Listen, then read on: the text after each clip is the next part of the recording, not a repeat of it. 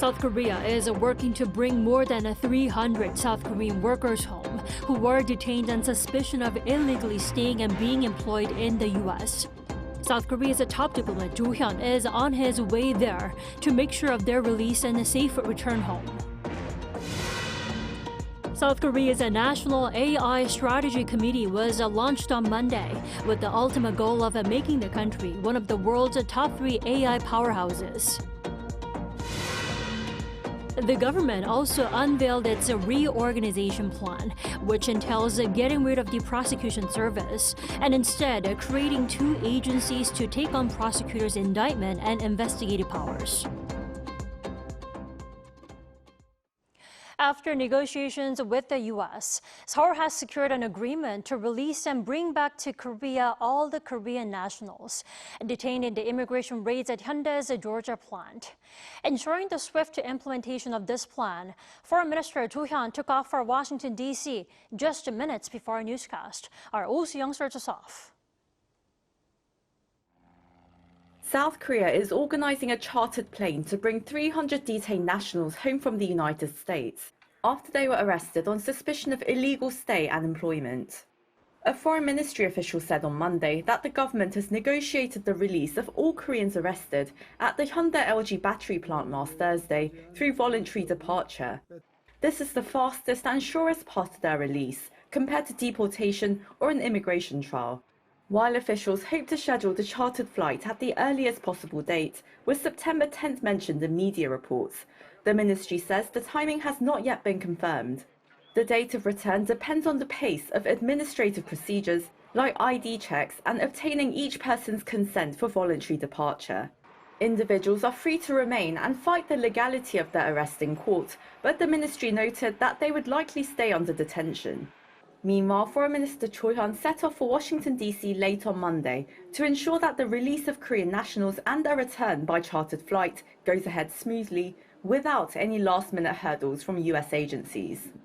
He's also likely to urge the U.S. not to penalize or discriminate them upon future visits to the U.S., as complications remain even under voluntary departure, depending on each individual's visa or immigration status.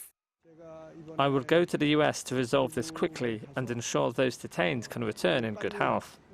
Also, I will negotiate with the US on long-term systematic changes to ensure this problem does not come up again. The raid last week by US immigration authorities took place at a factory that's part of Hyundai's $12.6 billion investment in Georgia, known to be the largest economic development project in the state's history. Cho Hyun told lawmakers Monday at an Emergency Foreign Affairs Committee session that Seoul and Washington reached a broad agreement to ensure those detained do not face disadvantages when they seek re-entry to the US. He said the final details have not been settled, but claimed negotiations are going well in a direction that avoids 5-year entry bans. Beyond that, the foreign minister is likely to press for more fundamental solutions, seeking more reliable visa pathways for Korean businesses bringing high-tech operations to America, as much as the Trump administration continues to urge allies to invest in the United States. Oh Soo-young, Arirang News. So the South Korean workers could depart for home as early as Wednesday, but in the meantime, they remain in the detention center facility in Foxton, Georgia. Our Moon Jeong reports. More than 300 Koreans have now spent 4 days in the detention facility. The on-site response team, including officials from the South Korean embassy in Washington, conducted a visitation for approximately 3 hours starting at 9 a.m. After the visitation, Consul General Jo Ki-jong stated that the detained workers might be able to board a chartered plane around Wednesday.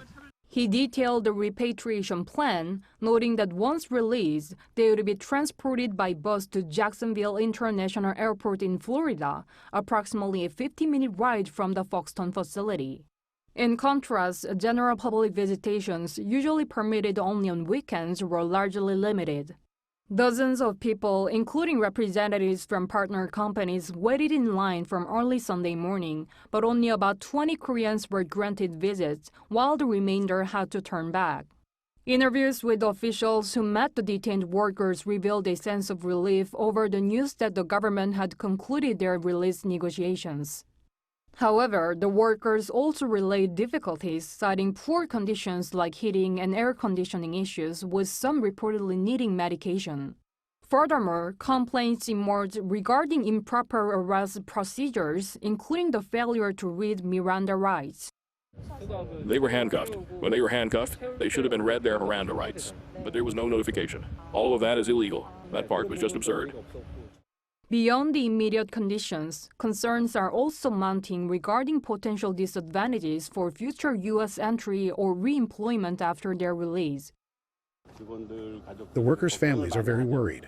If they are deported, there's talk of 5, 10 years. So they are worried about personal disadvantages. For now, the priority is to get the workers home quickly. U.S. immigration authorities reportedly explained that depending on the visa type, even voluntary departure could result in a minimum 5-year ban from entering the U.S. or up to 10 years in cases of deportation.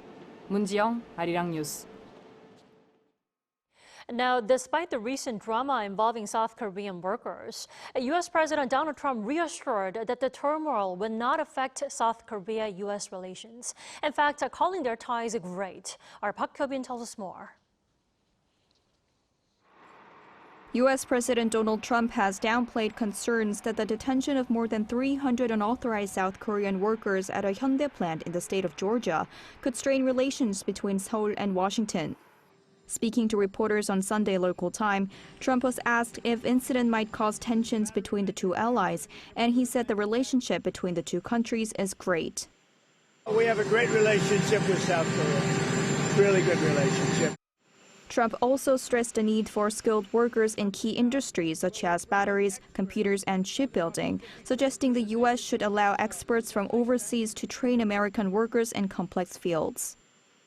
We have a lot of industries that we don't have anymore, and we're going to have to train people. And the way you train people is bring people in that know what they're doing and let them stay for a little while and help. In a post on his Truth Social account on the same day, Trump reiterated that foreign companies must abide by U.S. immigration law, but also pledged to ease obstacles that make it difficult for them to bring in their own staff. This marks a shift in tone from his initial response made last Friday, when he described the detained workers as illegal aliens and voiced support for the immigration authorities' operation. We had a lot of illegal aliens working there, so, look, they're doing their job. That's what they have to do. These are people that came through with Biden. They came through illegally. They came into our country, so we have to do our job. Despite Trump's remarks, Washington has warned of tougher immigration enforcement. Tom Homan, the White House border security chief under the Trump administration, told CNN on Sunday that more large-scale raids and arrests should be expected at work sites, including those operated by foreign companies. While Trump's remarks highlight the strength of bilateral ties between the two countries, uncertainty lingers for foreign businesses.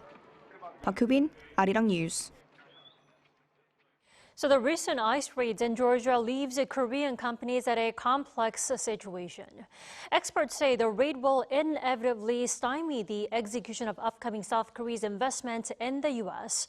But what else now awaits Korean firms? Our Kim Do-yeon spoke to experts. Following last week's U.S. immigration raid at Hyundai's Georgia plant, the South Korean government on Monday held an emergency meeting with major companies investing in the United States. According to the Ministry of Trade, Industry, and Energy, officials heard businesses' concerns, including the need for an expansion of visa quotas. This comes as the raid poses uncertainties and obstacles in executing the hundreds of billions of dollars of investment that Korean companies have pledged to the U.S. From that perspective, if a company faces major uncertainties over how to structure its investments and divide work between its home and local operations, then it's certainly possible that both investment and strategic plans could be delayed. The raid highlights a central tension, calls for local American hires. However, as Korean companies expand and invest in the U.S., in the initial stages, the advanced facilities promised depend on trained engineers from Korea. This reliance makes dispatching Korean employees essential, which will get harder due to the recent raid. Korean employees coming to the U.S. are going to face tougher checks, more document reviews, more interviews. For the companies, that means higher spending on proper visa sponsorship, legal advice, compliance. And for the employees, it probably means more time at the border or longer processing overall. Beyond securing the correct visas, experts now say proper training in dealing with immigration authorities could now become a must.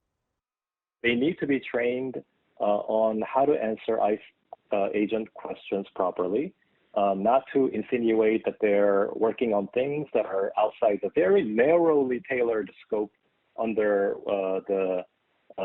what we call FAMS, Foreign Affairs Manual, which specifies specific carve-outs under the ESTA holders and B1 visa holders. The billions pledged by Korean companies span from shipbuilding cooperation to advanced chip plants. Realizing the full potential of these projects will ultimately depend on diplomatic solutions between the two governments.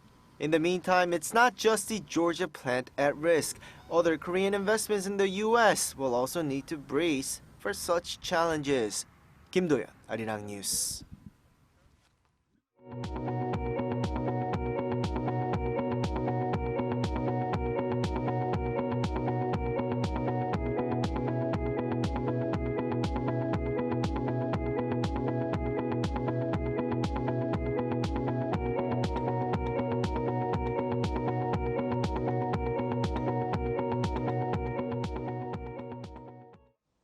The nation launched an AI strategy committee today with the growing need to build infrastructure and rules for the emerging technology.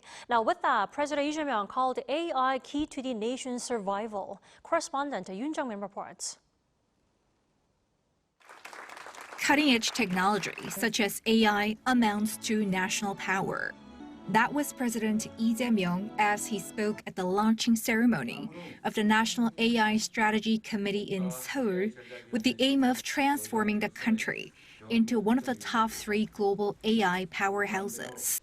국가 경쟁력과 미래 번영을 좌우하는 핵심 동력으로서 AI 같은 첨단 기술은 국력이자 경제력이고 곧 안보 역량이기도 합니다. 우리 대한민국의 미래를 결정할 핵심 생존 전략입니다. President Lee noted that the nation stands at an inflection point that will determine whether it becomes a pioneer, enjoying opportunities, or a follower lagging behind. He set forth directions where the nation's AI strategy is headed, raising AI accessibility, encouraging private sector engagement, overhauling AI-friendly rules and negative regulations, and seeking balanced regional growth along the way. 하나하나가 참으로 어렵고 힘든 과제들입니다. 우리가 함께 지혜를 모으고 힘을 모은다면 세계를 선도하는 AI 3대 강국의 비전도 충분히 실현할 수 있다고 확신합니다.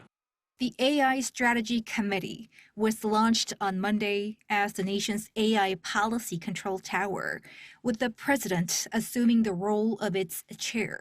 Under 8 subcommittees, more than 30 members from the private sector joined the body, along with over a dozen minister-level officials. During the initial meeting, an AI action plan was reported, centered on creating an ecosystem for AI innovation, seeking transition to AI on a national level, and taking the lead on the global stage, details of which will be unveiled in November. Among things on the agenda was creating an AI highway, for which a national computing center will be established, involving private investment, while securing an additional 15,000 GPUs by 2028. Also discussed were ways to promote the industry beyond borders, with ideas pitched by committee members. President Lee responded that if Korea's AI is supplied to the third world through ODA projects, it will be a win-win for both, and such a change will help the industry make inroads into the global market. On top of that, the committee discussed directions for an AI law, which is set to be formulated soon before taking effect in January, with the focus on an AI convergence complex. Yoon Jung-min, Arirang News. Also today, South Korean President Lee Jae-myung, who has made national unity a central pledge, sat down with the leaders of South Korea's two main parties. Our presidential office correspondent Song Yoo-jin has the details. Standing side by side, President Lee Jae-myung and the chairman of South Korea's two major parties began their first ever meeting by joining hands in unity. On Monday, President Lee hosted Democratic Party leader Chung Chong-rae and People Power Party leader Chang Dong-hyuk for a lunch meeting at the Yongsan presidential office, reaffirming that national unity remains his top priority. 민주당 출신의 대통령이긴 하지만 이제는 국민의 대통령, 모두의 대통령이 되어야 한다고 생각합니다. 또 야당을 통해 들리는 우리 국민들의 목소리도 최대한 많이 듣도록 노력하고 듣는 것을 넘어서서 국정에 모든 국민들의 목소리가 공평하게 반영될 수 있도록 노력하겠습니다. President Lee, who himself was an opposition leader under the previous administration, called for narrowing differences where possible while moving together on overlapping policy pledges. During the campaign, both parties had promised to strengthen the AI and semiconductor industries, ease burdens on small businesses, and expand renewable energy development. Though the DP and PPP remain divided on some key issues, such as the DP's push to expand the powers of ongoing special counsel investigations, both leaders agreed on the need for bipartisan cooperation. On diplomacy, security, and defense, the parties must put the national interest above partisan gains. I hope today's meeting leads to more constructive dialogue going forward. For the sake of the people's livelihoods and the economy, we ask the President to create and keep open a permanent channel of communication between the government, ruling and opposition parties. Through Monday's event, the president and the two parties agreed to create a consultative body on livelihood-related matters, with the details to be finalized later. Meanwhile, after the lunch meeting, President Lee held a one-on-one with Chairman Chang, who was elected to his post last month. Their talk centered on restoring cooperative politics, with Chang proposing measures on youth employment and capital gains tax adjustments, and President Lee responding that the government would review the suggestions positively. Eyes are now on whether the rival parties and the presidential office can actually turn their handshakes into genuine cooperation, at a time when South Korean politics is seen as deeply polarized. Song Yoo-jin, Arirang News. A government reorganization plan was finalized over the weekend, which includes abolishing the prosecutor's office. They aim to pass it at the National Assembly's plenary session this month. Political correspondent Shin Ha-young reports. The centerpiece of the Lee Jae-myung administration's government reorganization plan is prosecution reform. The plan was announced Sunday following a high-level meeting between the ruling Democratic Party, government, and presidential office.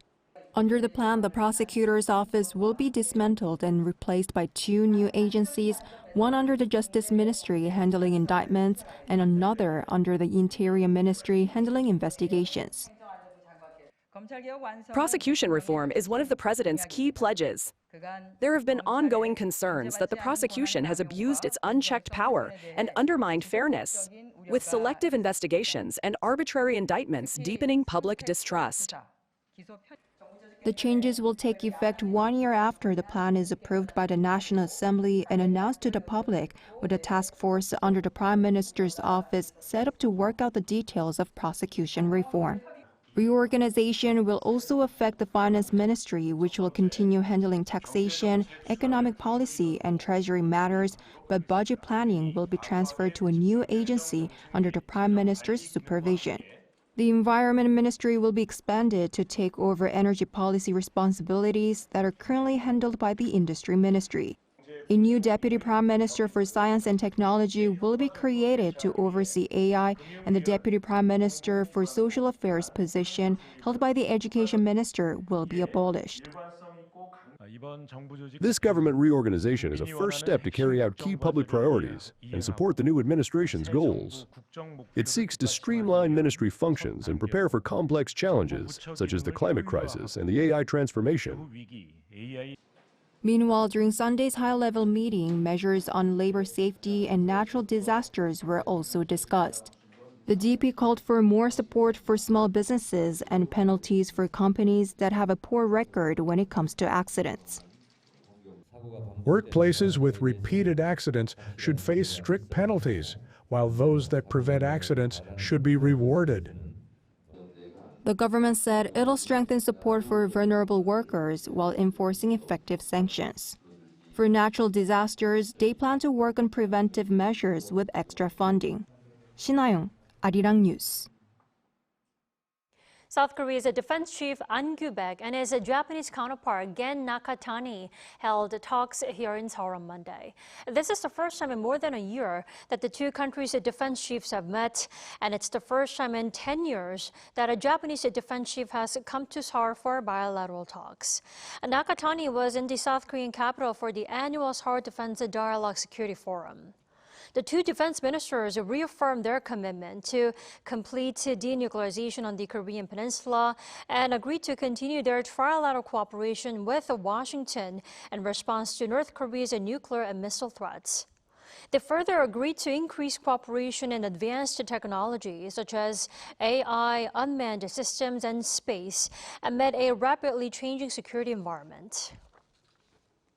In other news, museums or exhibitions often display digital immersive media art to engage with their audiences instead of the original artwork. Now, this company works on sharing Korean culture through its work of creating such digital media art. Our An Sung-jin shares their work. A tiger comes to life on a digital screen. The traditional painting has been reborn into a new form of storytelling.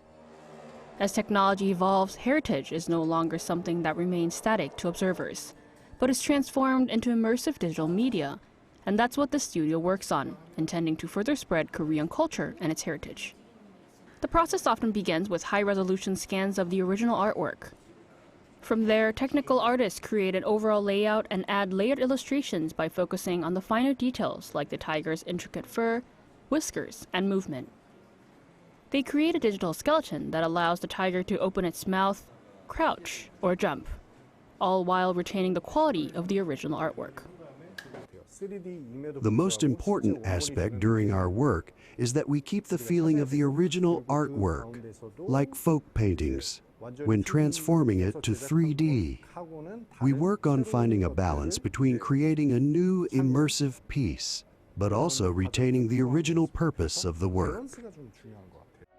The studio consults with curators and historians to ensure that the final animation is not only accurate, but that its storytelling also helps further share Korea's cultural heritage with the world. What the studio now works on is using its technology to also share different countries' traditions as well. Most cultural heritages can be seen flatly, but viewing something in 3 dimensions makes it more vivid.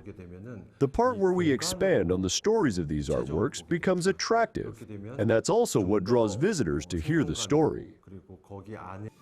It goes beyond digitalizing traditional artworks. It shares culture globally and engages with the wider audience with these new eye-grabbing formats. An Sung-jin, Arirang News.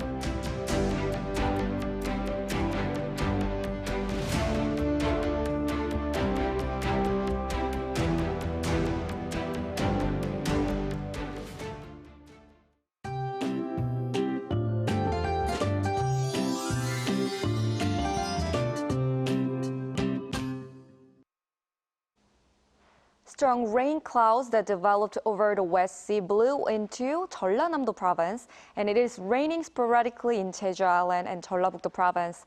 From the night onward, there will be strong rain of around 30 millimeters per hour in Jeollanam-do and Jeju Island. Up to 100 millimeters of heavy rain is expected in southern Jeollanam-do province and Jeju Island, and up to 80 millimeters in southern Gyeongsangnam-do province until tomorrow. With rain falling, late summer heat is also continuing in the middle of the day. A heatwave warning is in place for the south coast and Jeju Island. Today, the daytime temperature in Seoul rose to 29 degrees Celsius and 33 degrees in Busan. Morning temperatures will fall nationwide with Seoul and Daegu at 22 degrees, Chuncheon at 20 degrees. Highs will move back up to around 30 degrees all over the country. Rain is forecast again across the country over the weekend. That's all for Korea. Here are the weather conditions around the world.